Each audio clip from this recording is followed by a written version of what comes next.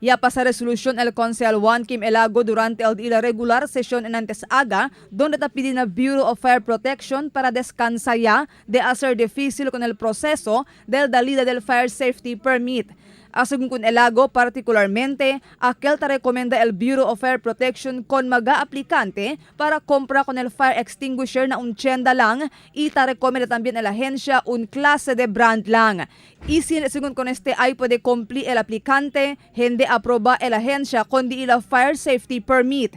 Uno el fire extinguisher que te requiere el Bureau of Fire Protection sita sa Fire Safety Permit.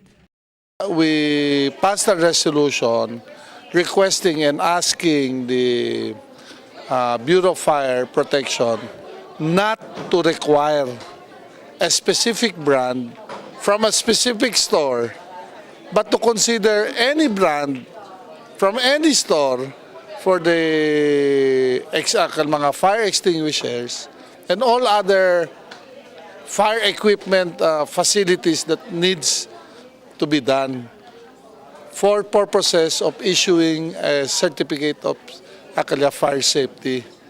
Según kun Elago, tiene el recibir reclamo desde un aplicante sobre con este asunto. According to el de mío cliente, na some personnel or the one who's approving or signing the fire's certificate for fire safety will tell you that you have to buy a specific, let's say, if you need a, let's say, Tres Bilog fire extinguisher, then you have to buy it from a store in Tetuan at that brand, specific brand, at that specific price, which is highly overpriced.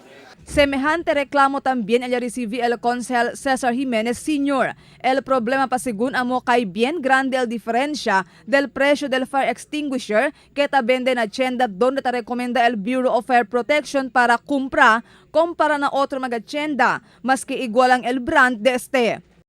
Pero tabla ka sila kumigo, ansina ko sa tapas sa ato ni, el precio del un cosas teo, fire extinguisher, nisita ka to compra na un tienda lang ala na Tetuan. Si compra to na otro tienda, hindi sila dali kuntigo el clearance. I said, that's too bad already. I thought this complaint, yung pensada si, haka-haka lang ang chismis. Pero ta persiste. And then the worst part about it, compra to lang na Tetuan, si compara to presyo na otro tienda, the same brand, tiene grande diferensya, accordingly about 20 to 30,000. I said, this is too much.